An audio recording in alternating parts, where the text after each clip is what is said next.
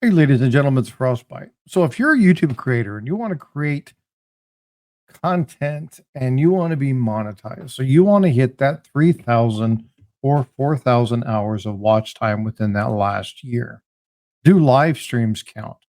Well, we're going to briefly talk about this. I'll briefly touch on subscribers, but today the focus is going to be live stream and does it count? I'm going to be talking a little bit about the information that was had in the Sunday morning live stream on Frosty's Numismatic Nexus. But there's a few things that I want to keep in mind. I want to kind of just touch upon the high points. If you want to see the full video and look at all the analytics and everything that's gone on, I'll put the link in the description down below. So there's a couple of things to keep in mind. First off, you don't need 1,000 subscribers to get 3 or 4,000 watch hours. You do need 1,000 subs to get monetized.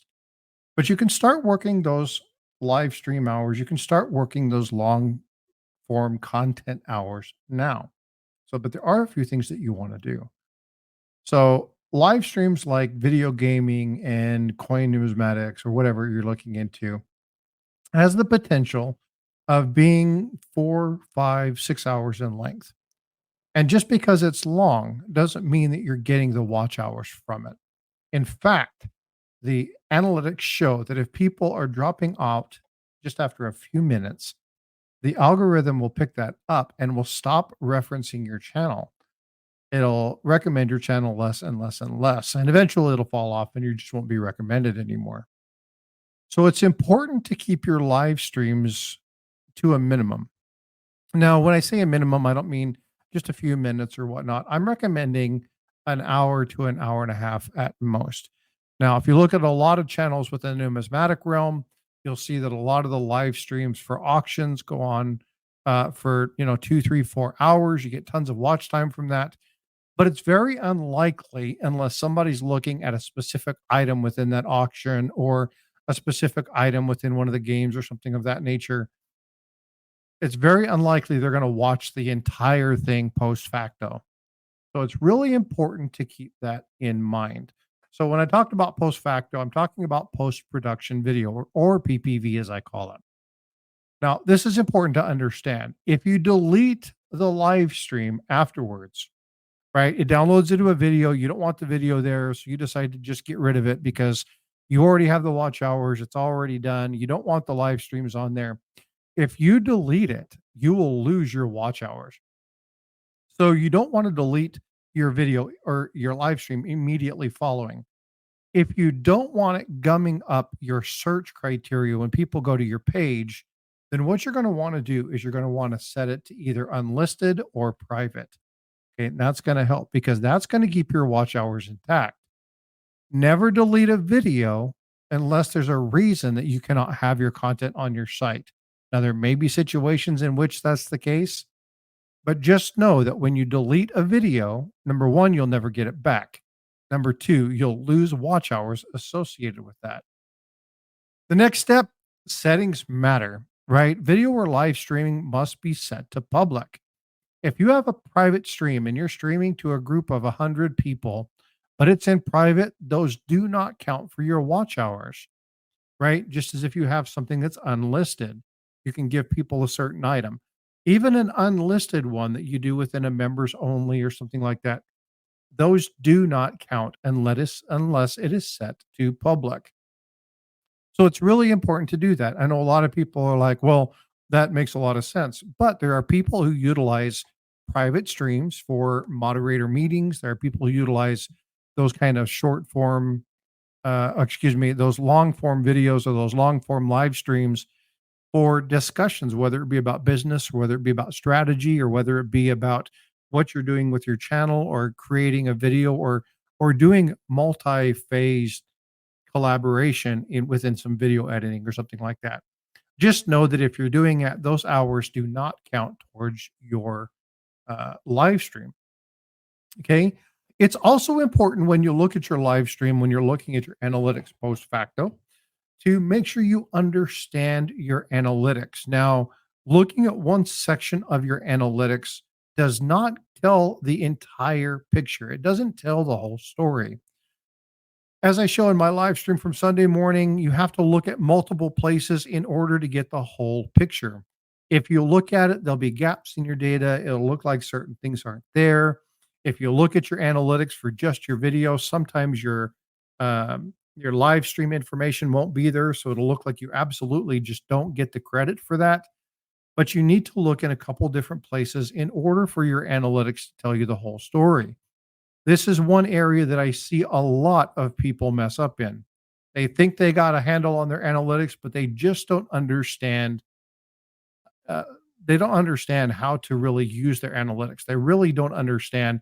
And as much as I do by default, but because of my job and what I do, as much as I deal with analytics and process improvement and strategy and looking at fine tuning things and looking at uh, those methodologies, Google Analytics and YouTube Analytics confuse me.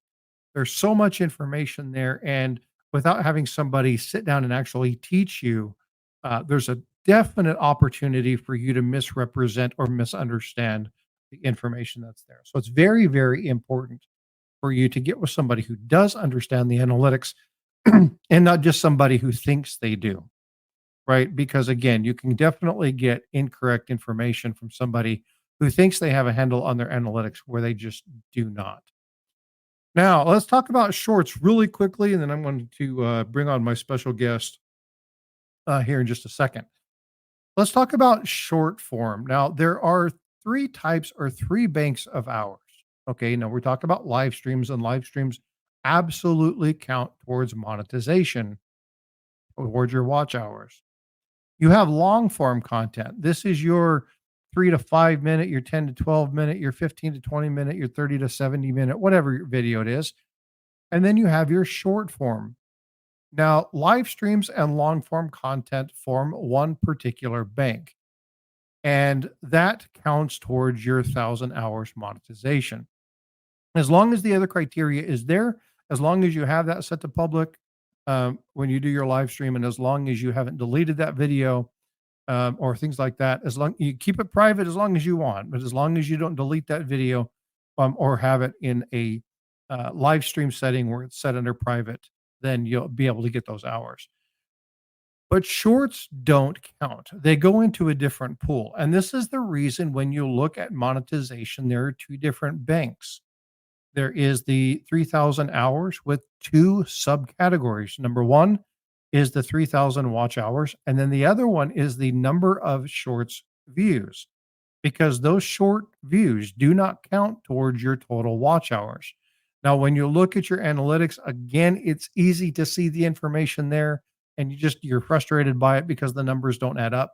Just remember, when you're seeing your watch hours from your shorts, they do not count towards your final tally. Okay. So that's really important for you to understand.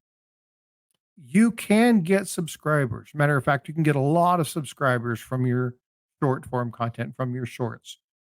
But that doesn't necessarily translate into people watching your long form content. So be careful doing only shorts and expecting people to go ahead and watch your longer videos. Okay. You want to focus on making solid video content. Okay. And then utilize your solid video content and utilize your live streams to accentuate that. Utilize those live streams to boost on something that you're going to do.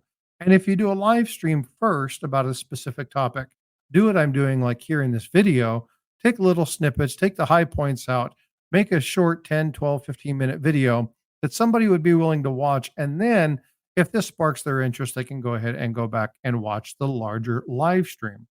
This is something that can be beneficial, but focus on making solid video content that people will be interested in doing. This is where you're going to spend a majority of your time. Your audience may never choose to watch the long form video if you only focus on shorts. It's a totally different attention span. It's a totally different subset of people. And if you focus on your live streams and you focus on shorts, but you never focus on your long form content, your revenue is going to take a kick in the pants. Okay. So you really want to make sure that you don't do that. Now, here to help additional insight. Okay. This is something that I want to make sure that I give you the best information that I can, but I also want to include the experts. I also want to include people who do this for a living, that actually make their living from being a YouTube content creator. And the gentleman that I'm going to have with you, the gentleman that I'm going to have on the stream has really no need for introduction. This gentleman is a solid channel. He promotes smart stacking, understanding the value and diversity, talks about general insights, all in a nature to help you better understand diversity and things like that. And even though he's not a financial advisor, his insights are amazing. Who is the person I want to share with you? Well, this person is Silver Seeker.